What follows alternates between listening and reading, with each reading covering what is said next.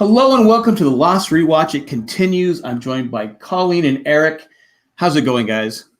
Hello. Hi. Good to be back. Yeah. Good to be here. Good to be here. Suppose they're there?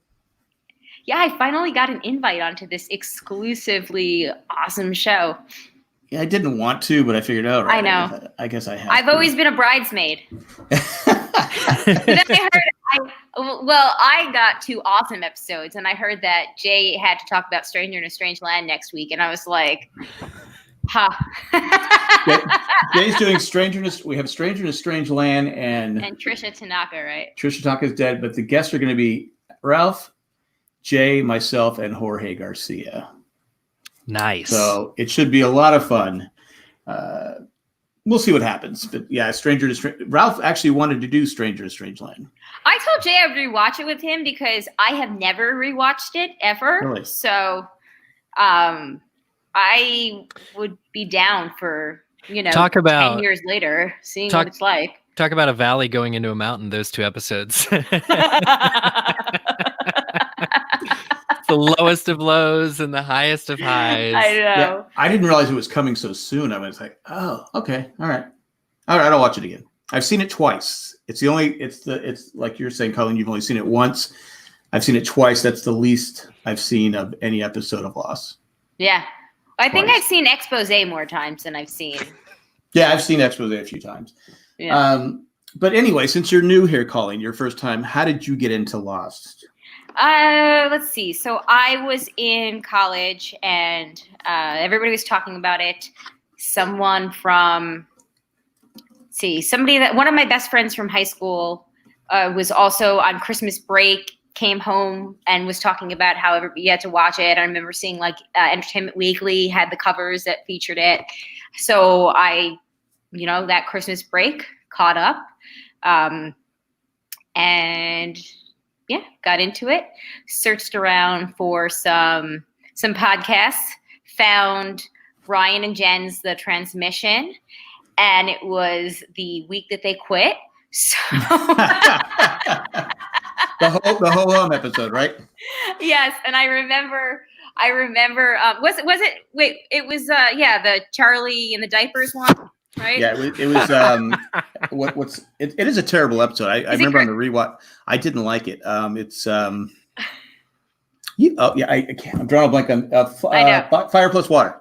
Fire Plus Water, and I remember exactly where I was walking in my mom's neighborhood, and then listening to them, and saying that they recommended some other people. So you guys were the ones that I checked out. I also checked out what were some of the other ones around in that day.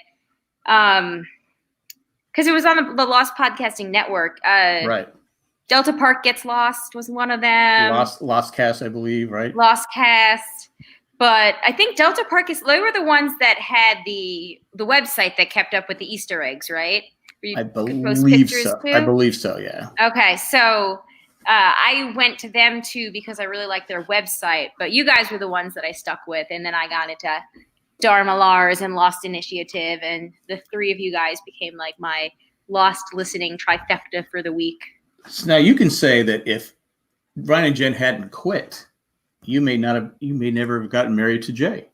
I know. Oh yeah, I left that part of the story out. So then I got married to Jay. Wow, twist! It's like an episode of Lost. It's like an episode of Lost. So you think about it. Yeah. Just, they don't have that terrible episode, Fire Plus Water. You never get married. That's a good point. Well, thank God for fire and water. And for Jen's low tolerance for crappy episodes. Thank God.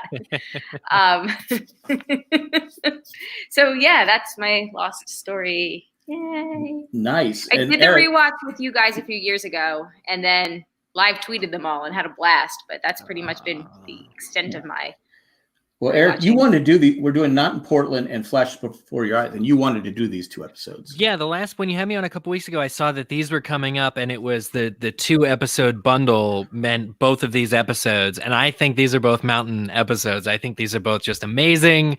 I'm really, really happy about it. I'm really excited about it, especially Flash Just Before Your Eyes. I was like the biggest Desmond stan back when this was airing.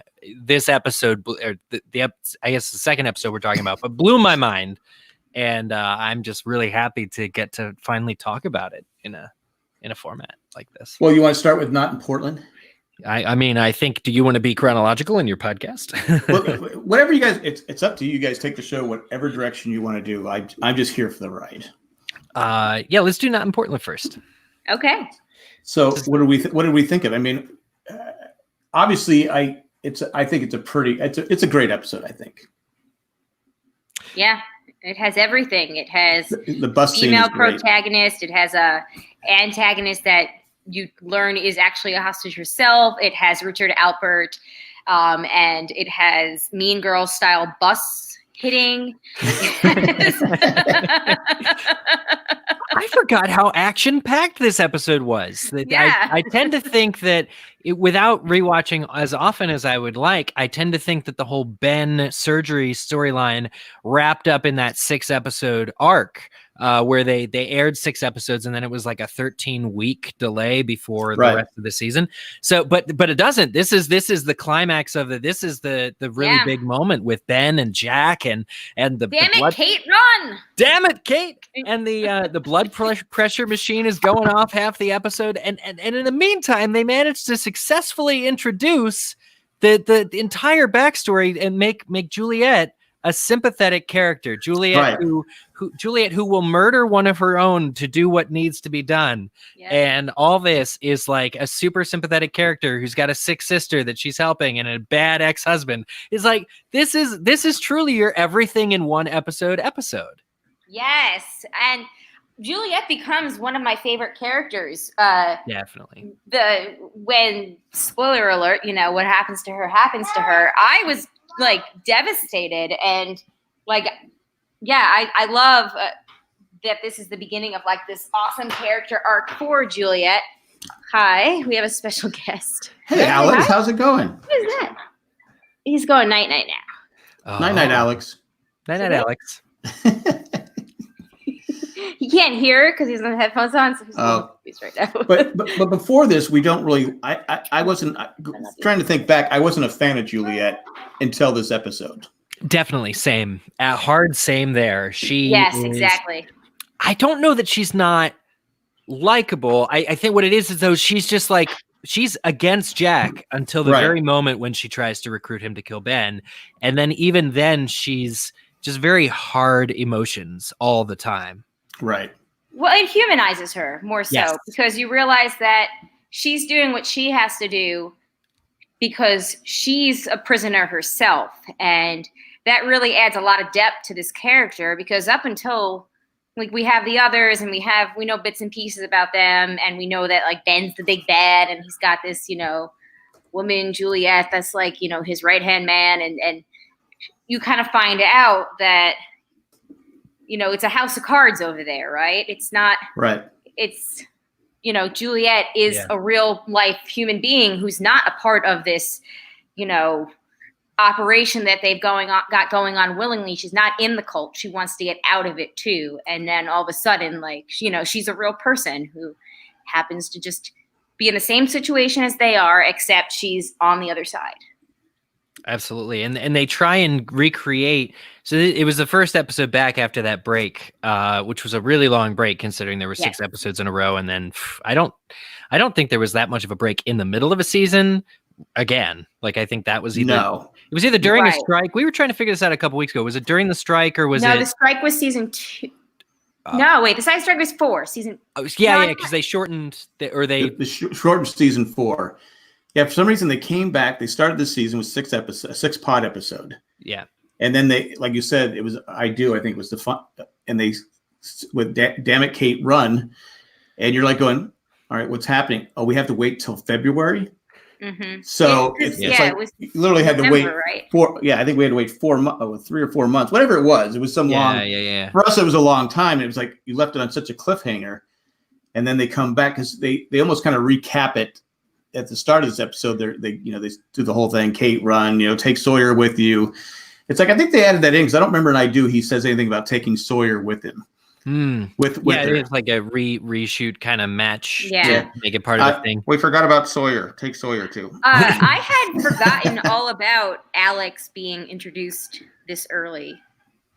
Yeah. I think we've seen her a couple episodes before. We saw her in season 2, the season 2 finale, because she grabs Kate's breast. Okay. But don't recall that. Find out this episode that she is Ben's daughter. Right. That we find out more. We know Alex. We hear Alex, and we assume she's Rousseau's daughter. Rousseau's daughter because of the name Alex and stuff like that. But wild, crazy hate, they look physically similar. Exactly, and they dig holes, they dig traps and holes and stuff. And she shoots with a wrist rocket and hits people, and my head. But we also introduced to Richard Alpert. Yeah. Bay, aka Bay. Yeah. So, Richard Alpert's the best. But do we like him at this point? He's got charisma. Yeah. You can eyelashes, tell, they don't lie. They don't. You can tell that he is lying when she confronts him about having said she wishes her ex got hit by a bus, and then he did it. And he's like, to be honest, I don't remember you saying that. You do, but you love the lie. You love gaslighting. You love that. Give me more of the gaslighting, Richard. Yeah. Take me to your island and gaslight me, baby. But in a suit too. We know his backstory. Like, this doesn't come naturally. He's all modernized and stuff. I know. Richard Alpert. This is great. But it really lays you found coming back from this break that they did. They also try and redo that same gag with A Tale of Two Cities, when they're in the barracks and you look out and you think you're in a city in the continental US, and then all of a sudden you're on the island. They do the opposite of that with Miami, when she opens, because you think they're on the island, and she's like, oh, we're in Miami. Oh my gosh, Juliet was off the island at one point. And it's really just a story about how everyone's a captive, and whether Juliet's trapped in her life or trapped on the island. It's a great self-contained story, but also lays the foundation for everything that's to come. Yes, it does. It really does. Totally agree. Like, what I was saying, where kind of everybody's sort of on the same side, even in the same situation, although they're on, like, it's a house of cards. We said it already. Sorry. No, yeah. I do remember a theory that came out about Rachel's sister, that she was actually a guy. Because I remember the male male mouse pregnant. Right. And so they said, is it really her sister or is it a guy? And I'm like going, well, I know the actress because she was on Deadwood. So who was she on Deadwood? I forgot about that. She's Calamity Jane on Deadwood. Oh yeah, she is. Oh, she's so good. So that's her? Yeah, that's her. She's also on the TV show Life. That's why she looks so familiar. But yeah, she's Calamity Jane on Deadwood, and she's actually been in a lot of stuff. But I remember people. I said I would remember arguing with people on. I said no, that's a female actress. I go that's. They go no, but why would they say she impregnated a male mouse? I go I don't know, but that's they said it's her sister, but there were a lot of people that believed that at the time. There's a lot to unpack, and some of that comes in the writing too. But this was also a show that made a point to make everything seem possible, right? Every possible thread had everybody had some kind of evidence you could point to for literally any theory, and that's what made the show great. I know those were like the heyday where it was so good. Further instructions and the hatch door and like all that stuff. I mean, I know, right? Like that was just the heyday of everything exploding, and I'm pretty sure the internet got as big as the internet got because of shows like Lost, specifically Lost. Yeah, it was due to the internet that I learned that Mythos, bioscience, was an anagram for lost time. I know! I was like, this is the coolest thing. I mean, there's no shortage of things to love about this episode, but the fan response and the constant search for Easter eggs and the Richard Alpert. I mean, it's all just so good. And then Juliet's backstory works too. Her husband's really a jerk. I know. He's on the and that guy plays a jerk in everything. Yeah. Yeah, he Sorry, does. what were you going to say? He before he dies, he's on the phone with a woman, and he's like, "You're really so cruel. It's unnecessary, Mom. Like you're a horrible person." And he's talking to his mother, and I'm just Yeah, I like, know. man. Well, he wants to steal Juliet's research. Yeah. You know, he's like, oh well, we could work under my name and other. And she's like, no, it's my sister. I don't want to. And she's like, Yeah. And then of course he gets hit by the bus, which is a great scene. And at the time, I didn't see that coming. Who did? You know, I knew it was coming, obviously, because the rewatch, because I've seen it enough times. But I remember going, "Oh my god, what a way to go!" But there was no sympathy for him because I didn't like him. So, and Ethan again, having Ethan, who's long gone from the show, except for occasional appearances, like Tale of Two Cities again when he's working on the whatever under her house, but showing up randomly, you know, in the hallway, and then later showing up with Richard. It's this conspiracy, but to me, the importance was it shows how organized the others are, and when you have you know, a shell company that's able to recruit top scientific minds off island to take them to the island, it really is a foundational episode to like show that. I mean, we don't get the submarine, but we basically all but see how they do it. Yeah. So we're not in Portland. We're outside of Portland. Yeah, well, actually, we're a little outside of it. Because she wants to bring, you know, it's a reasonable request. Can I bring my sister? He goes, well, the facilities may not have the treatment for it. Well, Portland's a big city. We're not in Portland. Maybe in Portland. We're like halfway around the world from Portland, you know. On certain days. Slightly different time zone. Yeah, right. Depends. It depends on where we're jumping for the day. Oh, my God. Anyone enjoy Pickett getting his butt kicked by Sawyer? Oh, my God. He gets his nose punched in again. I viscerally felt that, and it was not pleasant. Just watching that, I'm like, this guy just healed. His dead wife recently deceased, and he got his nose broken, and then Sawyer's making fun of him. And this guy, I mean, this is the tragic end to Pickett episode, right? I mean, he's a guy who he couldn't get rid of his anger, but who could really blame him? But then, like, we like our heroes to succeed. Yeah. Right. I had forgotten about I know this is terrible, but I had forgotten about the brainwashing scene with Carl, too. Yeah. What's going on there? I know. That was a lot of theories with that too, because people took each frame. Because even Sawyer was remember, because Kate's yelling to Sawyer. I remember seeing the headlights. Yeah, a couple theories about why Sawyer was particularly affected by that, or whatever. But the biggest slide I remember discussing was "God loves you as he loved Jacob." And Jacob, of course, is the name that keeps getting floated around there. Yep. Yeah, it's amazing how much like everything comes back to like the God loves you as he loves Jacob thing, and you know, all the Pickett jokes. Like it's it was funny because Zach and I were watching it upstairs, and Jay came up during the brainwashing scene. He was like, "Whoa, this is a blast from the past." Like, so those cool glasses Carl got to wear. Oh yeah. Well, didn't they have a something like with the brainwashing scene at Comic-Con? Isn't there something? They may have. Yeah, I didn't do it. I think it's like an experience where you go in a room and you get the thing. Yeah, there was, and I feel like a handful of our group did it, and I think I remember like, the line. Yeah, I said that line's too long for me. Line's too long. Did you do that, Eric? Because you were there those years, right? I went to a couple that I don't remember seeing that. In particular, so I must have gone the year after, the year before or something. But, yeah, no, it's cool because, like, of course the others would have a brainwashing room, and of course they would use it on their own people as a form of control. This is, I mean, what kind of show do you think we're watching here? Like, this is the dark underbelly of it all. And it's room 23. Yep.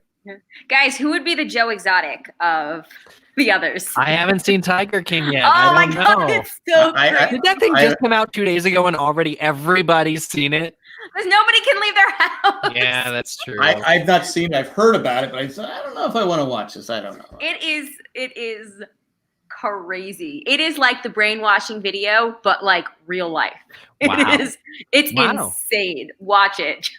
Well, on the island, it would be the polar bear king, not the tiger. Yeah, King. that's true. You're right. There you go. Polar bear Good job. king. Good I don't know job. what it is. I don't know who that is. Trying to think if we ever come back to that station again. Probably not, right? I don't. I Don't we maybe- connect to it in season 4 when we do the I like think with we did. Charlotte? Yeah, I think so. Oh, maybe. Yeah, I Yeah, think that's right. I believe we do. Oh, because she has an interest in the island because she's the animal scientist, right? Yes. So Right. she totally wants to go to the Hydra thing. Yeah. Cool. What do we think of Juliet?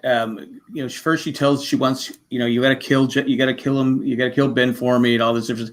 And then she outs Ben. Outs Jack. And then she tells Jack, "You won't let him die. You can't let anybody die." Which I think we said when we watched the other episode that there's no way Jack's gonna let Ben die. That's just not in Jack's nature. Yeah. But Juliet kind of puts a twist, saying, what's the deal with Juliet here?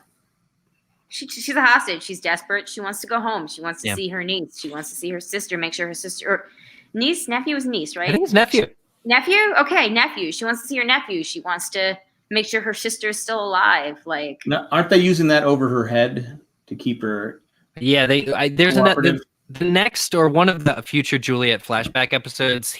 Ben gives her a video. It's a videotape of them at the park, and it's a manipulation tactic to get her to stay because she's like, Right. they're fine without you. Like she's moved on or something like that. Right. What I recall. Yeah. But also letting her know that we have the resources we can, and she knows that they killed her ex-husband with a bus.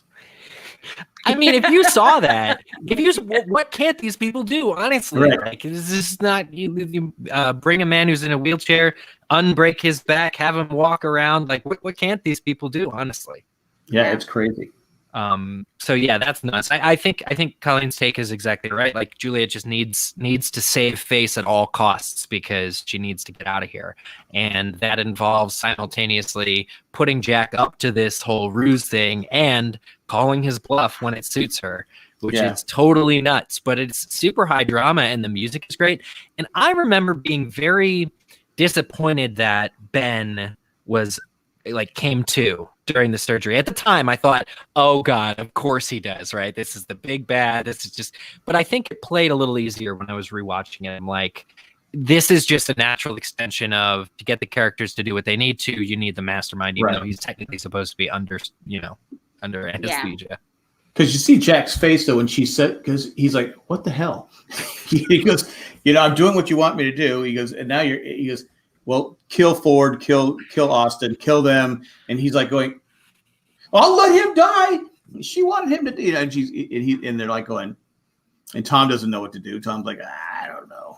he's like, I just want to not puke all over everything. Oh my God, give it up for Tom. Give it up. This is his close-up. This episode is totally spotlight on Tom.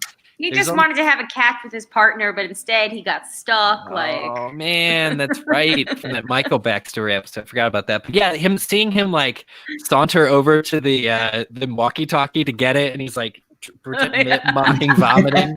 He's like a great physical actor, Yeah.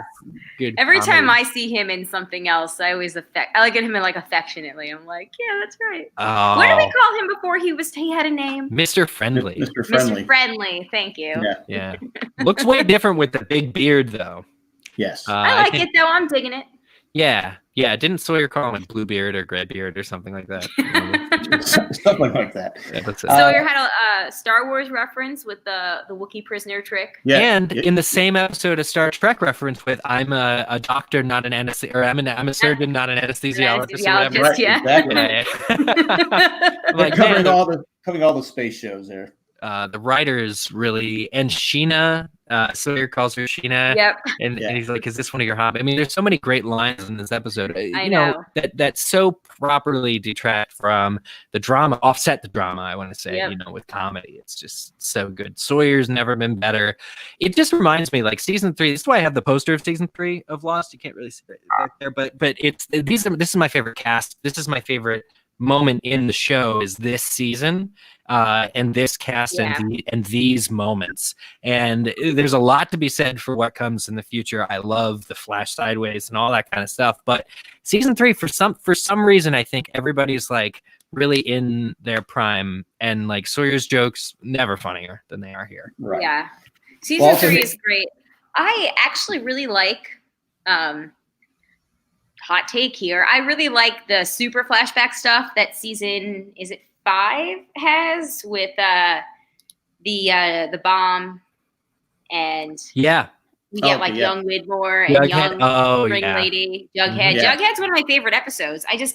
I really like anytime like they really connect things like from start to finish, which I think is why I also love all the Desmond episodes, which we'll get to, is just how you see that everything comes to be. Anyway, we'll get to that though. Yeah, I do like Sawyer's when he finds out it's Aldo the guard. Aldo.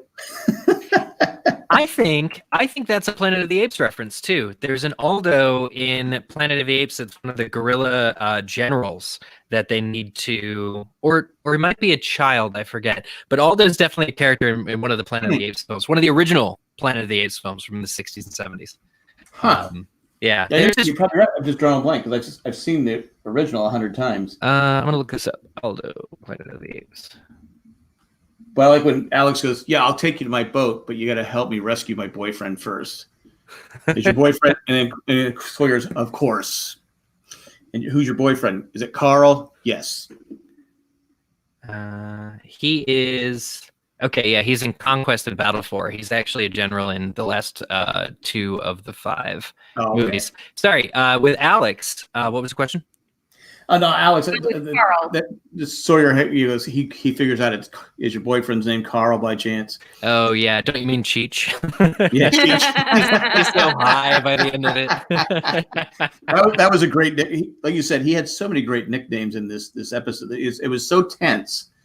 Because you don't know if they're going to die, you don't know what's going to happen because people do die on Lost. That's a thing. But it was a great episode. That is a thing. But Aldo fell for the Wookiee guard trick. No one better. He's on Always Sunny in Philadelphia. Oh, is he? Yeah, he's in that. He plays kind of a stupid guy in that, but it's okay. I think at the time he was known for what's that musical? It was one not New Directions, new. Now I'm drawing a blank. The actor was. It's Spring Awakening. Spring Awakenings, which I saw. So I think it's what he was known for before that. Spring Awakenings, Jack, was the one that Lea Michele and Jonathan, what's his face? The King from Hamilton, that they got their start in. It was a big coming of age musical that was very popular. Jonathan Groff. Jonathan Groff in the late 2000s or mid 2000s, and that's where a whole bunch of people that are like stars now got their big start through that musical. Okay. Yeah. I never saw it. My friend in college used to intern there, and he had some gossip. Nice. Oh, he was a chatty intern. He was one of those reasons that every time you're like a source says from backstage, I'm like, I know how these sources get out. Squeaky intern. We have the scene where what was I going to talk about? Oh, Pickett. Juliet tells him, okay, hey, Ben wants him to go, but Pickett's having no part of it. Yeah. Did we think? I want to go back. Did we think it was? How did Pickett and the gang catch Juliet and not Juliet, Kate and Sawyer so fast? My only guess is a lot of these. So she knew where to go. Oh yeah, because Juliet doesn't she pull up the security footage and they're in the middle of the jungle, but they're right in the shot of a well placed security. So it's possible there's another security camera room that he looks in and he's like, oh, they're there. Yeah. Okay. All right, I'll take that for. But also, all others can track. Like that's just a thing that they do. They're trained in it. There's either formal lessons or they're just good at it. Meanwhile, Kate and Sawyer, like they don't even necessarily know which way is the right beach. So I'm assuming, they're on islands. Like you can run 2 miles in the wrong direction and not be able to get to the island. So that was what I took it to mean in the moment. It's like they don't have a boat they're heading for right away, and so it's pretty easy for anybody to just follow them and get there quicker. Yeah. Of course, Kate told them where they're at, saying, "Well, we need a boat. We need a boat. We're along the coast. We need a boat." True. And Sawyer says, "Yeah, and a couple of towels and a buffet lunch." I always felt We're odd on that the Kate- beach and we're wet and hungry. Send help. if you're trying to hide from people, the last thing you want to do is tell them where you're at. So obviously, if you say you need a boat, you're obviously on the coast. You're there. Well, to be right? fair, they're on an island, so there's not that many places that. I get it, but you It's like beach or jungle. Take your pick. right. But then we go back. Pickett, you got Carl putting Carl in the boat, and he goes, Pickett, and Sawyer goes, no, it's Sawyer. Yes. But Danny's behind him with the gun. Classic. Yeah. You're like, oh my God, is he gonna finally shoot Sawyer? And then Kate tries to knock him out of the way, but then Juliet just blows him away. Yeah. Yep. So that's where Which we you go. can tell that had been a long time coming. I wonder if there was more backstory there. Yeah, I do wonder. Yeah.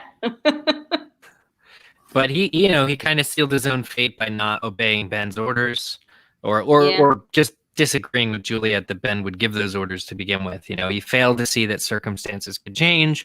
He wanted to exact his revenge to Sawyer, and he had to go. Yeah. Yeah. Agreed. And I thought it was a great scene. I think it also cemented Juliet as, okay, we like her now.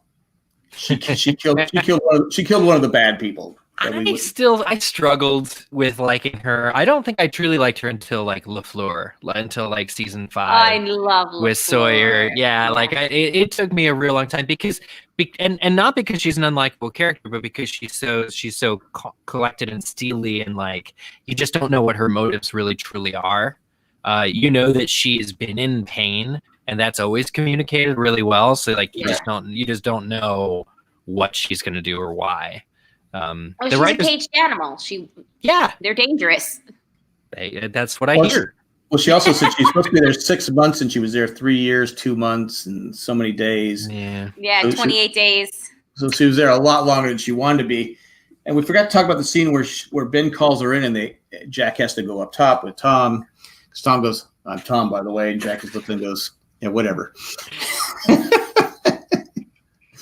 But I remember there be people trying to figure out what Ben said, lip readers. Yeah. So I don't know. Because do we not take her word for it that he said she could go home? I take her word for it. I feel like it was telegraphed throughout the episode, and I mean, more Juliet backstory kind of reveals that she does in fact want to go home. Yeah, she's definitely not happy there. But then at the end, Alex has to stay behind, though. Alex can't go with Carl, Kate, and Sawyer. Yeah, that was kind of shitty. Yeah. Yeah. I felt bad for Alex, but Ben wants to control his daughter. Yeah. And Carl's not exactly a winner, so it's not like but their love is real. Their love comes across as being, young love, right? It's teenage, it's the butterflies and the thing, yeah. Again, I've said this before, he has the funniest death on Lost. I forget how he dies. He's sitting there and he's got the water bottle in his hand. That's right. Bullet goes to the water bottle, and he just kind of looks instead of ducking, and then he gets shot. Yeah, he does. He has one of the said, better red shirt deaths. I said, yeah, once the water bottle got hit, Carl, duck. Yes, Duck, Carl. Yeah. I think he was probably a casualty of them having to condense the story a little bit. Yeah. He probably had more interesting things to do eventually, but yeah. Nah, he's Carl. Well, in this episode, it's a very funny plot moment, or I guess it had to happen because of the story, but Kate's walkie-talkie gets blown out of her hand. Right. Yes. I was like, good shot. It's You go, Danny. Danny was in the woods 100 feet, 100, 200 feet away. Yeah. He was a sniper in a former life. Yeah. And then Alex smashes the other all those walkie-talkie. How's Kate going to tell her story with all the walkie-talkies? The walkie-talkie casualties in this episode are an all-time high. This show is so violent. If you're a walkie-talkie, you cannot watch this show.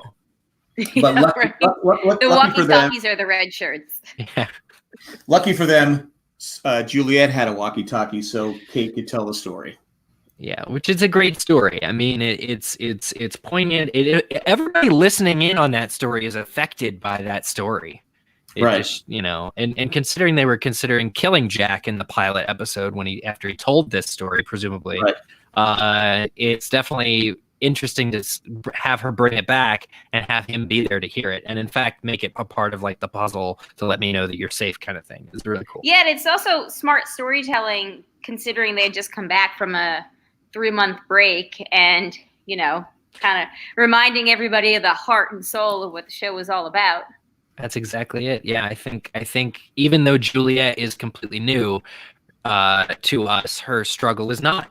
And anybody following these characters, wanting them to succeed, can very quickly see at least where she's coming from, even if you don't like her. Yeah. Right. But I do like how Jack, because it's an emotional thing. Kate is crying and saying, "No, Jack, I don't want to leave you. Where are you?" All this stuff, and then so Jack's like, "Him, really?" Yeah. And, Do you not remember the cages 2 episodes ago? Yeah, I thought we were, a couple now, but I understand. But then Jack tells Kate not to come back for him. Don't come back for me. He has her number, man. He knew that as soon as she gets on the beach, she would have just turned around and gone. I think she tries to do that anyway, and then she has to be talked out of it. It's like, I'm going to be playing catch with Tom, football, so that I'm going to be fine. I don't need you to come back for me. I'm going to be happy. So just leave me alone, Kate. Leave me alone. So, do Juliet and Jack have a thing at some point? Yes. Okay, and Kate and Jack kind of thing, and then they both left him for Sawyer. Yeah. Okay, just Now, do you think our romantic temperature is just out on the table? Now, do you think Jack told Kate that because he wanted her to be safe and not come back and risk getting hurt, or that he knows that Kate and Sawyer hooked up? He saw it. Yeah, he saw it. So does he tell her? Does he tell Kate that because he cares about her? Number one, okay, yeah, just don't come back for me. I've moved on, you move on, type of thing. Or no, I think that he was in doctor mode. He was in save people mode. Like, he was who he turns into when he's in the operating room, sober Jack in the operating room, not his dad. And he kind of had like that moment where he he's got to take care of everyone, make sure they're all safe. And I think that was the sole motivation behind sending them away is Jack is a protector. Jack is a fixer. Jack's job was to save Ben, to fix Ben, to save Kate and Sawyer and get them off the island. And he didn't care about anything other than doing the right thing in the moment. And I think that, he just wanted to be best. They made it so hard for him to get them for them to get off the island, and to have her come right back would have just undone everything. Like, he's got to nick somebody else's kidney sack to get Kate off a second time. Like, he doesn't have that many kidneys. There's only others two of them. The others are not screwed around. Like, it makes the most sense for him to be like, do not whatever come back, and then get the F out of here now. But you're right, Eric. She would have come back. She would have absolutely come back, and it would have been for nothing, because the next time we see him, he's on the main island anyway at the barracks with everybody else. Like, they can free travel. There's no once he's one of them. I think that's the other reason the brainwashing thing is interesting, is because you do kind of expect when you see Jack again that he's real brainwashed. They give him his own house in the barracks, and you really wonder, man, did Mr. Friendly really do a number on him? Like, he seems so happy to be there away from the fuselage, the survivors, that you're like, man, the others got him, Jax and other. And I think that's actually a little understated, just Matthew Fox's capacity to play that character like he might actually somehow be with the others. Because I think you believe it in the next 5-10 episodes or whatever, he maybe has learned something or changed his mind. Well, no, yeah. Well, he's also not. Sorry. Go ahead. Go ahead. You go first. I was thought he's also not have the pressure of being the leader. Yeah. He's not. He's because he never wanted to be the leader, but he was, forced into the leadership role Locke says you need to be the leader, and then did everything he could to sabotage him. Yeah. So I think not having to deal with that, not having to say, okay, life or death, he could just be a doctor, take care of people. Tom Friendly seemed, we call him Mr. Friendly, and other than taking Walt and doing some other nasty things, he turns out he is a pretty nice guy. So maybe what's a little kidnapping between friends? A little kidnapping. He probably said he was sorry. But no, I'm just saying that maybe that was just Jack was more relaxed. He probably said, okay, you'll get to go home. Just relax. And I think just being Jack away. would be an idiot if he believed that, considering Juliet had been there for 2 years and 2 months and 3 years, 2 months and 28 days. Right, but I'm just saying that maybe I think just the lack of having to be the leader and having some kind of semi-normal life. I think that he just wanted to keep everybody else safe, and as long as he could figure out what was going on over there and be in somewhat control on that side, it meant that he knew that in his mind he could keep his friends safe. Okay, I can go with that too. For sure. But overall, what did we think of Not in Portland? I love this episode. Yeah, 2 thumbs up. It's far more action-packed than I remember it being, and I remember liking it even without remembering how action-packed it was. Yeah. I think it's just got good characters. It's got good story, and the music. And it has "Damn It, Kate, Run." That's iconic. Kate, you get that twice. Yeah. Damn it, Kate, run! Next, we have Flashes Before Your Eyes, and I would say this episode probably changes Lost, right? Yeah. We get into the whole time travel thing, and they're setting us up for consciousness traveling. Yeah, well, yeah. So they're changing the game as far as Lost. So I guess we just break into this episode, and it's a Desmond, big flashback Desmond episode. Huge. Yeah, I love this episode. I every Desmond episode I love. I enjoy so much the way they tell his story. I love watching the revelations, like in his mind, the realizations, like, okay, I've been here before. I've been through this before. Wait, I know you. Oh, wait, your name is Charlie. And then so on and so on. I genuinely, I just love the way that it's told. I love that we're introduced to the ring lady. And do you know the ring lady is in the photo? On the desk of the priest. Yeah. Oh. Which episode was that in the Constant? Which episode was that in? Catch 22, maybe. Catch 22. Yeah. Catch 22. Okay. I know. It was a big deal for a lot of people. It was a big deal for a lot of people, but like, I love that she explains like everybody has their destiny. The universe is of course correct. I love how that plays into at the very end the revelation about Charlie. Like, you're gonna die, Charlie. I can only keep this up for so long, and which also that pans out. Remember how we all thought that. Was it Greatest Hits was going to be the episode he dies because the Charlie flashback, and it was the second to last episode or third to last episode of the season, and he makes it through, and we're like, yes, oh my God, Charlie's still alive. Like, he made it. Maybe he broke the curse, and then he just dies, and not with the not Penny's boat thing like the next episode. And I don't know.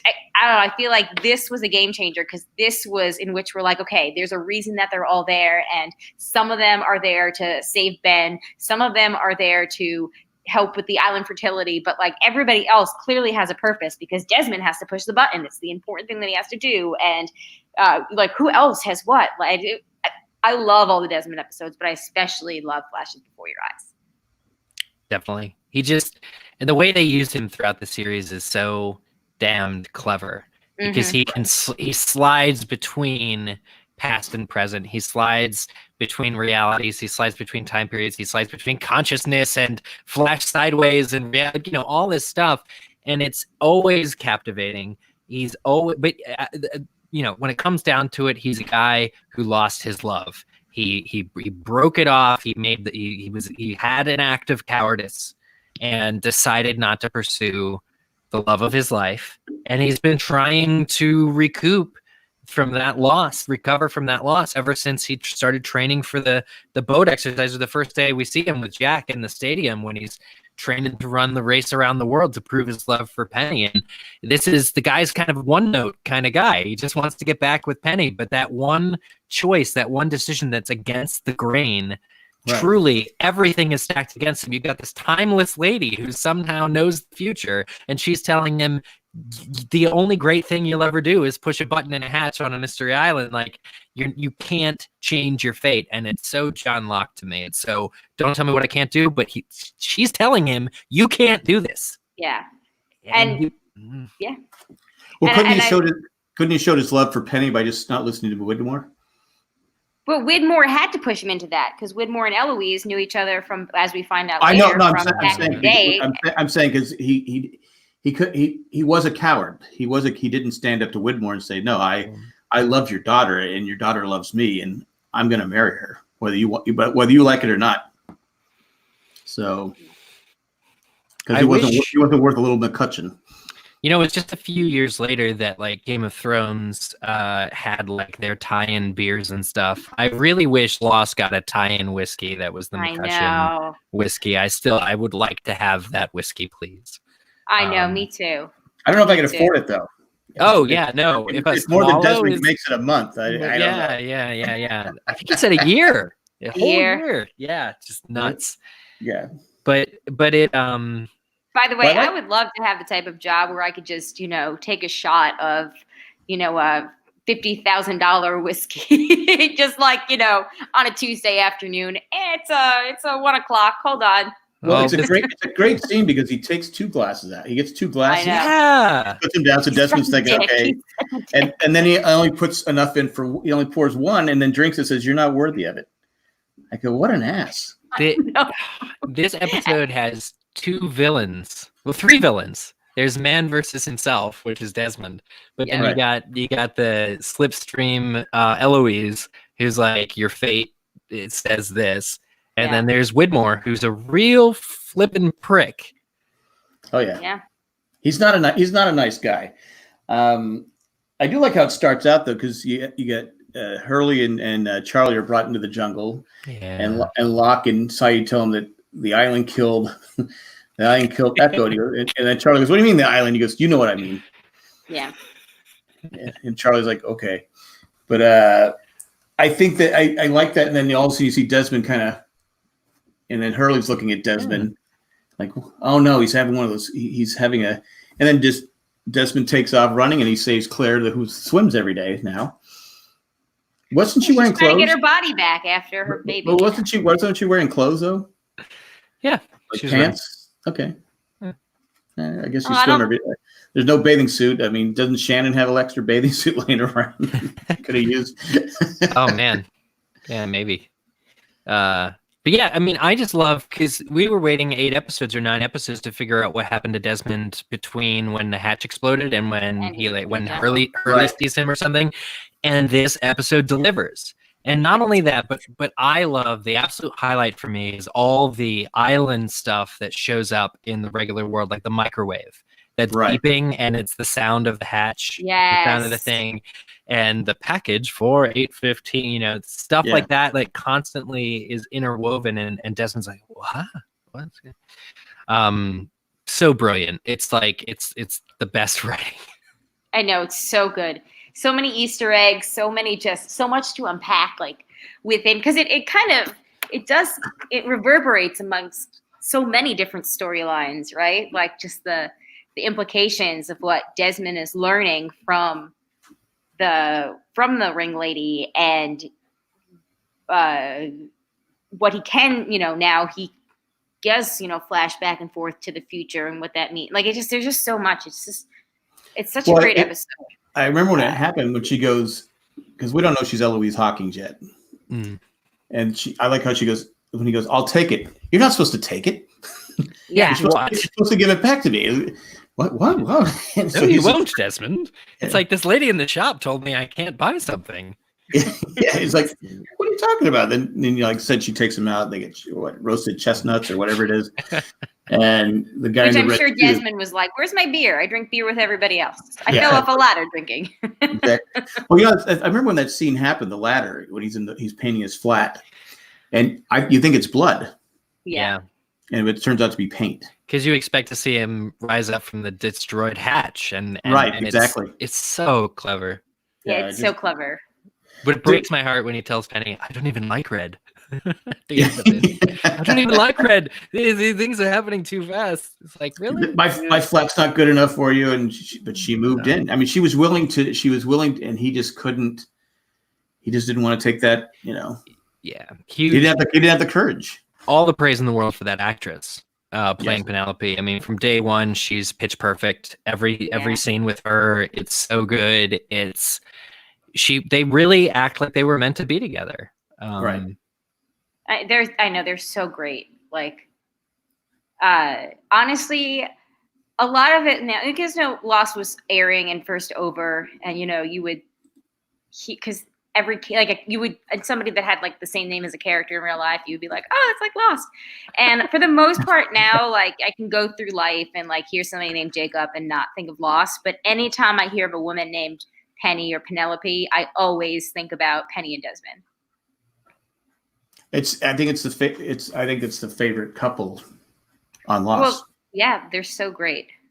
Because everybody has such a tragic backstory, but like at the end of Desmond's, there's like true love to be had, and he's like one of the only characters that actually gets a moment to fulfill the one thing that he always wanted. The thing that brought him there was his love for Penelope, trying to prove himself. And all the other characters have these goals and these destinations and these journeys. And really, when you think about it, like everybody, some of them get what they want in a certain way. Like Rose, is cured of her cancer on the island, and Hurley, makes real friends and gets to escape from like his money. But like Desmond really like gets that moment, and even though it's only for a moment, when he and Penny finally get to reunite very briefly, you like feel like all the feels for them, just because they're so great together, and you can feel the love and the longing and the sense of mistakes, and they're just so great. And then it's over when the phone call is over, but you're just rooting for them so badly. But didn't Penny kind of put up with a lot, though, didn't she? Did she? I mean, she did. I mean, how long did she have to? I mean, she's loves him, but he goes, because he hadn't been in the military yet. Yeah, I think military. He's got trained for the boat race, and he's stuck on the island. Well, they weren't together during that point, right? I know, but she loved him. I mean, they loved each other, but it was his fault they weren't together. Yeah, I think she also gradually comes to understand what role her father had to do with their separation. And a continued separation, and I think that makes the wait a little bit easier. Because it's almost like it's kind of like Sun with Mr. Kim or Mr. Paik trying to do business, and she's involved in his business affairs. Like, I think Penny has a real clear picture that her father eventually knows exactly where Desmond is and has for some time.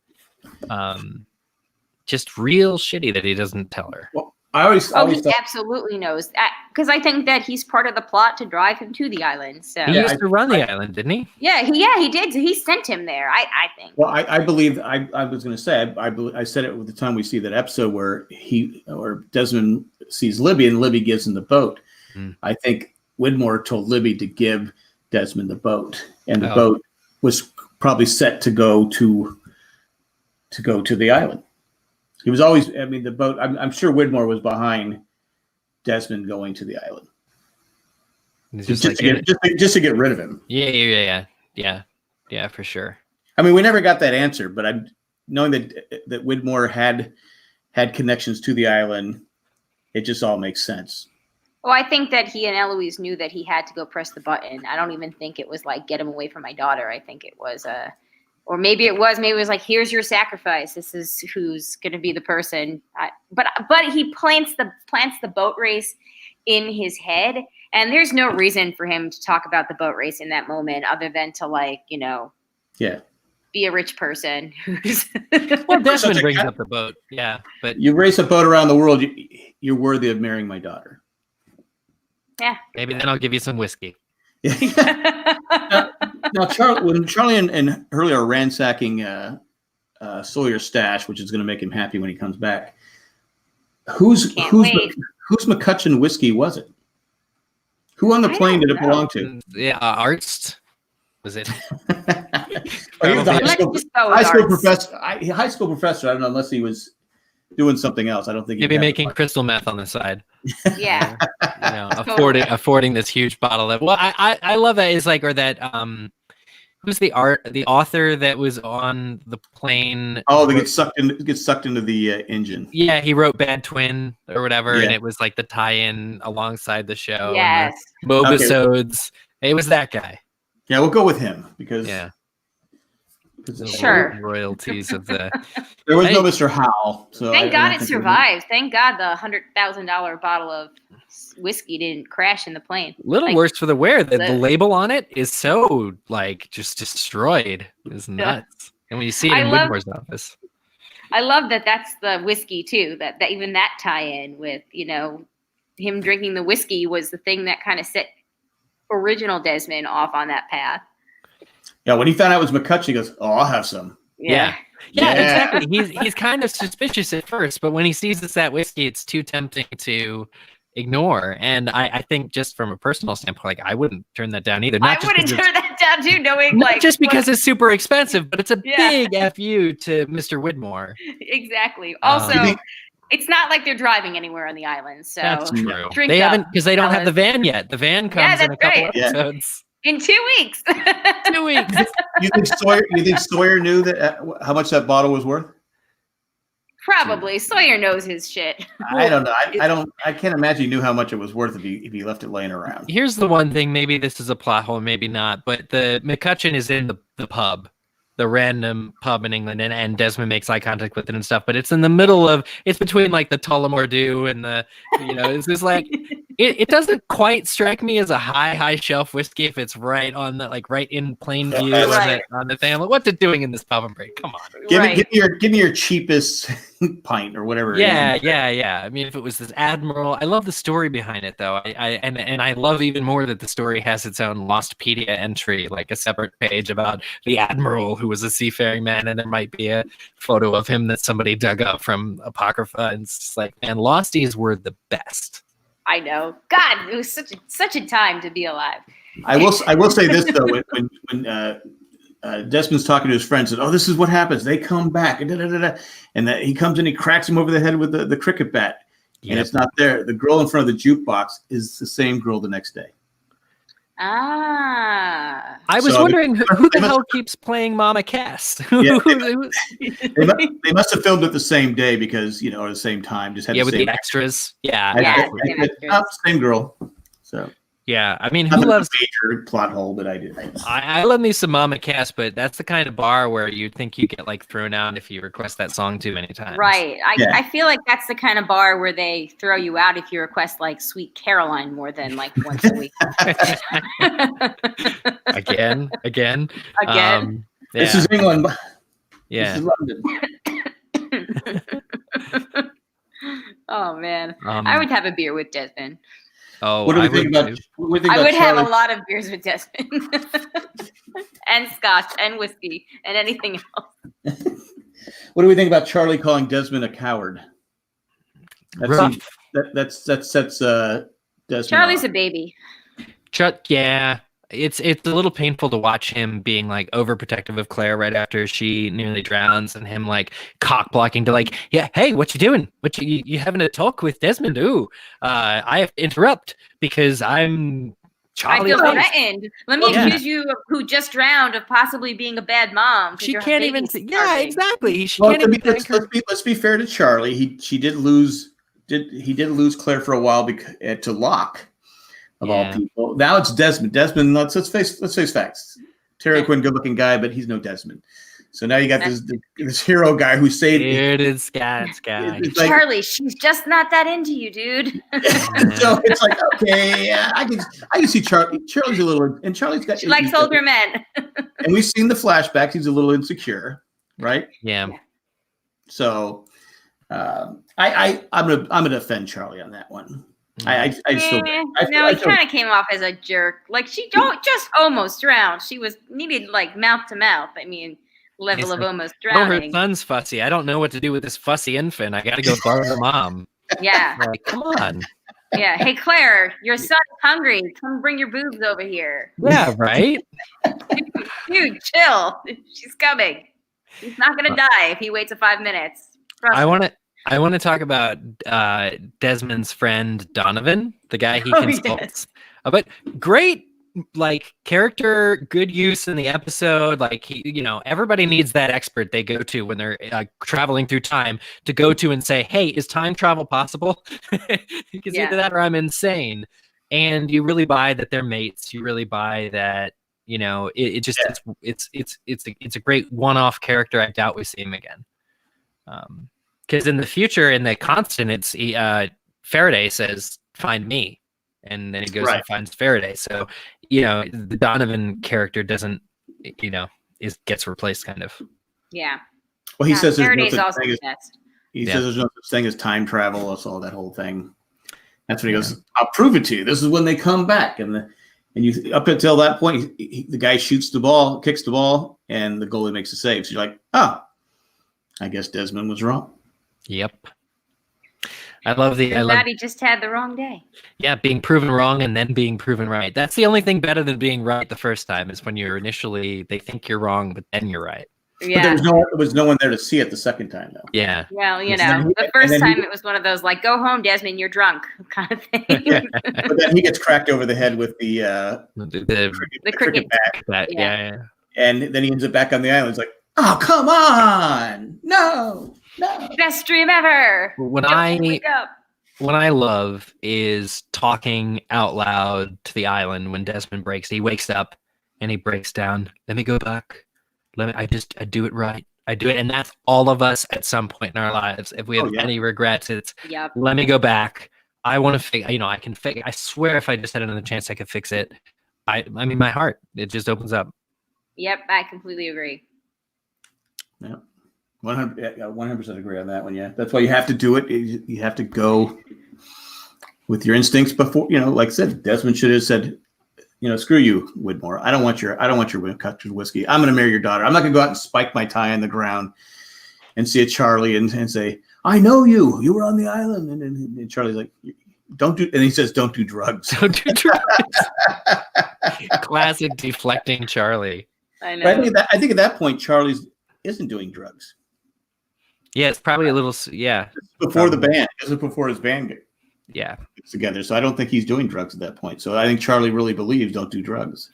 And doesn't he only ever start doing drugs because his brother does drugs? He sees Liam doing drugs. Yeah. Liam's doing drugs, and he also he's insecure. Again, go back to Charlie insecurity, and his brother basically tells him he's nothing, and and I think that's why he starts taking the drugs. He's just like, what have I got to lose? Right. But his brother gets clean, doesn't he? Yep. Yeah, his brother gets clean, and Charlie doesn't. And has a kid. And I remember, who is it that visits Charlie's brother after the island? One of the Oceanic Six does. I forget. I think we see him like one more time, and it's really super nice. Like, it's a great. See, I always like that actor who plays Charlie's brother. Neil Hopkins. Yeah. Yeah. Neil. What else happened in this episode? The ring we talked about. We talked about Desmond, Charlie.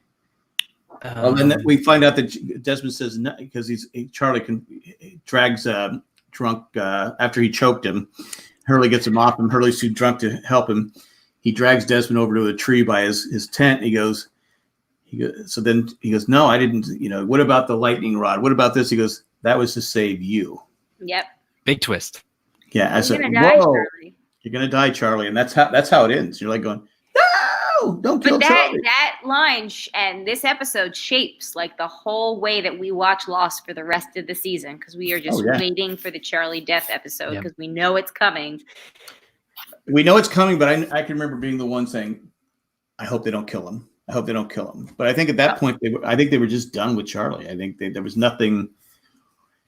They extended it. Yeah, once an addict gets better, it's like, where's the story? Right. For the news, in terms of drama television, He could only be jealous of some, of who's going to hang around Claire all the time. Plus Claire loses Aaron. Yeah. Right. So because Kate takes him. So I don't know. Again, I'd always held out hope because I love Charlie. But he did have a good send off on his death. Fantastic. He's easily right. Probably one of the most iconic images of Lost is the not Penny's boat thing. Right. Because if you ask like somebody who hasn't rewatched in a while, like what's the top 5 things you remember about Lost? I bet you that this would definitely come on everybody's list. Yep. Right. Yep. Yeah.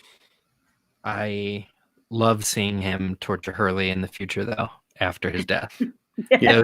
Those scenes with Hurley and Charlie, because that's the bromance. That's the super good friendship that you know and love. And even when you miss it most, it comes back and the show finds a way to bring him back. And that's really a wonderful thing.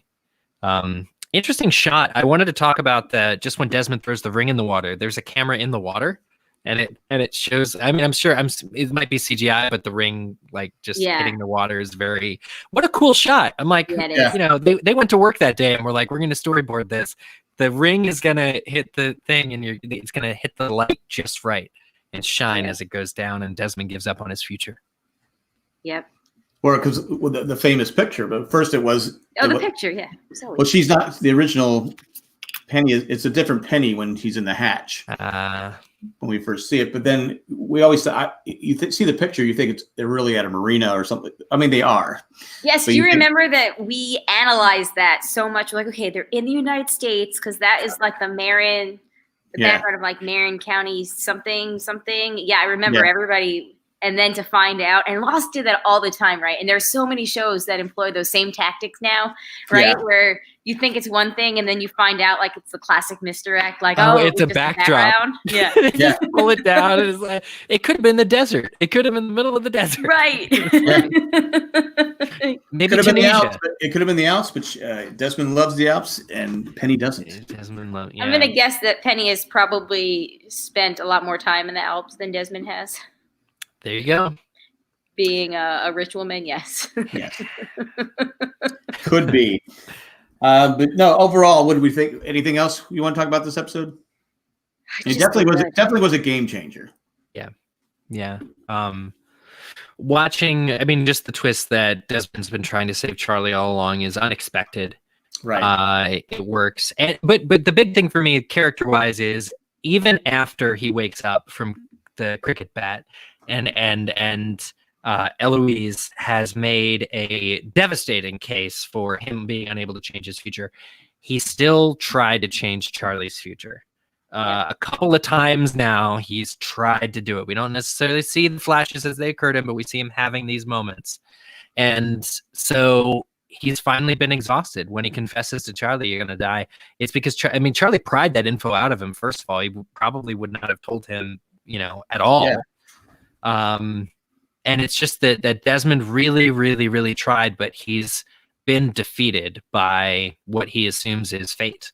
And the island is demanding the sacrifice of Charlie. Yep.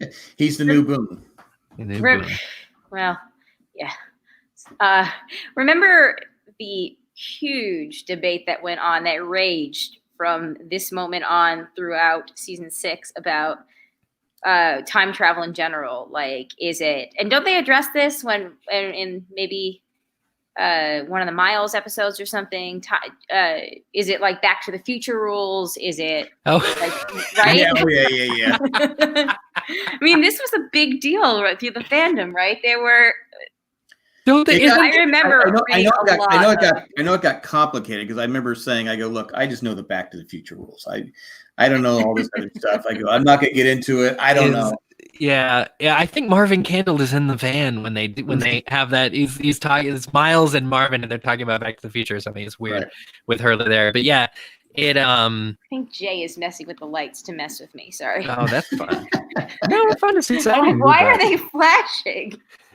Turn them off. Is that like an iHome? Is he doing it on the phone? Yeah, it's what is it? The Hue lights. They're attached to Alexa. Oh, cool. Yeah, they're fun. Oh, okay, man. yeah, it just went to a totally different setting than the one that I had them on. So I don't know if you noticed before when he came out of Alex's room, he turned on he has a setting. It's like a fire truck or police car or something, and they like has sirens noise and it like flashes blue, red, and white. I don't know if you guys caught that before earlier. I saw the lights changing, but I think and I was like, stop it. Well, another thing people get upset about because later on, Desmond tells a story. I see Claire and Aaron being taken off with a helicopter. Something about a helicopter, right? They're getting rescued, and Claire doesn't get rescued. Yeah. And people are upset with Desmond, or the Lost. There was something with Lost that they were upset because Charlie died, and that's not what happened. Yeah. Yes, I remember that too. The later, I said this season is my favorite season as a whole. It still is, but the Naomi stuff, it really throws me for a loop when you expect to see Penny in the parachute or whatever, and it's Naomi, and she has dubious intentions, and she's like another Ben, and I'm like, what are you gonna do? I just was so upset that it wasn't what they said it was going to be as it pertains to this very particular Charlie needing to sacrifice himself kind of thing. Yeah. So I just remember people being upset by it, and I think people are still upset by it. There's some that have never gotten over it. They just. Well, I would feel like it's been a decade. Maybe it's time to get over it. Nope. Yeah. I mean, I hope a lot of life has gone on. We've had a whole decade just in the month of March as it is. So perhaps we can prioritize things. I'm a grudge holder. We're not getting on the helicopter is okay. Well, it's that, and I mean, I just think Claire was devastatingly mishandled by the writers, and so was Walt. And so was Kate, though. I think what they did to Kate's character, but in all fairness, as of characters that didn't get a fair shake, Shannon didn't get a fair shake, Walt didn't get a fair shake, Claire definitely didn't get a fair shake. Yeah, and it still hurts. So watching these, what about Michael? They did what they could. I mean, their hand was forced with Libby and Lucia because of the arrest or whatever it was that happened. Man, they got arrested in the wrong decade. If they had just waited 10 more years, they would have been fine. They still would have had their jobs. Meet Kevin Johnson is the episode that I'm so happy still happened because it was much needed to tie up some of those loose threads. But yeah, I mean, but at the end, he's a whisper though. He's not a. He didn't get to go with everybody else. I can see people watching these episodes and being sad about Claire in advance of it actually not panning out. Like I can see that happening, sure. Because we get attached to these characters. I mean, if you can watch Lost, if you can watch a scene like Desmond crying, sobbing, speaking to the island to let him go back and not feel something, this isn't your show. No. Agreed. But Geek Dad Life says, "Hey Eric, big fan." That's Jay. That's Jay. He says, "You other two, eh." Stop messing with the lights, you jerk. But overall, great episode. Yeah, so good. I can see why you want to do these, Eric. These were as I was watching. They're two super highs. I'll tune in to see you guys talking about the Stranger in a Strange Land. Good luck. But no. It really, even just getting the hatch one last time. The hieroglyphics, the numbers changed to the hieroglyphs, right? The sounds it made again. I don't even know if they probably filmed it back in season 2 to like him going down and then just replayed it. But getting one last shot of the hatch and watching it all go to hell was really viscerally. It was very satisfying to me. Well, when he wakes up after getting hit by the cricket bat, he's got the bicycles there, all the stuff that was in the hatch, and the photo of him and Penny is didn't get blown prominently, charred. Yeah. So that was cool. Yeah. But it's just goodbye to a massively awesome set, an iconic set. I know. Yeah. I mean, I'll never forget. I mean, when that music plays, the Make Your Own Kind of Music, it's in the season 2 opener when Desmond's doing the pedaling and then making his breakfast, and then the hatch blows up. It's like, what a good throwback. So this is sort of the end of an era that we've witnessed here. Yeah, I would say that the hatch would probably be, another top 5 thing that people might remember in addition to the not expo thing. Yeah, I'm waiting for somebody to do like a B&B that's the hatch that's been like meticulously remade, like blast door map and all. I'm sure they have it. You know how people have like the Star Trek living rooms where it's like the captain chair in the center? I want a hatch living room. I'm going to read up on this. I want to see if anybody's done it because maybe a little dark, maybe a little bit of lighting, but yeah, here right now is a really great time to get a cheap Airbnb. Hey, Hey, self-isolation never looked better. I know, right? You can quarantine like you're Desmond. Honestly, just hanging out down there with nothing but 70s and 80s music on vinyl is pretty much my happy place. Like that's my Nirvana anyway. I wouldn't Pressing the complain. button every 108 minutes.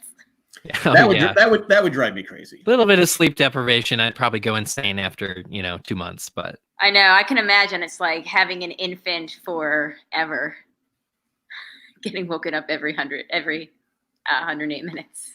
What's amazing, he didn't oversleep.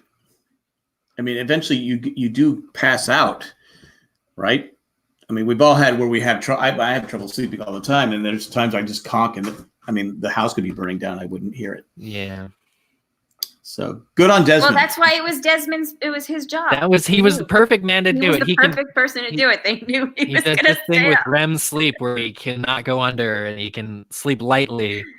I guess the mind time travel is a side effect of having how much shitty sleep he's gotten for 5 years.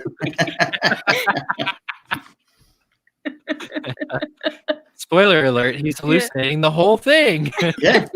Because he's not getting sleep. Oh, man. Anyway, good job today, guys. Again, thank you. Thanks two for having fantastic, us. 2 fantastic episodes. Going into Stranger in a Strange Land next. But Ralph requested that one. So blame Ralph. He wanted that episode, so I said sure, because I figured I'd have trouble getting people to talk about that. I wanted to get him to watch it, but anyway, enjoyed the conversation. It was great, great insight, and that's all I got. I'm out of here. Yeah, Colleen, it was great speaking with you. I know, it's good to talk to you too. Let me know if you're ever in the area. Oh, I will definitely. And if you ever want to talk about Harry Potter, you can come on MuggleCast. Oh my God. Sometime talk about something. We're going through book 5 again right now. So okay, yeah. Where can they find that information, Eric? Oh, just twitter.com/MuggleCast is the podcast. It's also on Instagram. We're trying to get more follows over there because we have like cool clips and other things we do over there. But you can find me on Twitter over at Spielerman, Spielerman. That's it. That's all she wrote. All right, Colleen. Woohoo! Yes. Do you podcast at all? Oh, I do. I do a couple of them.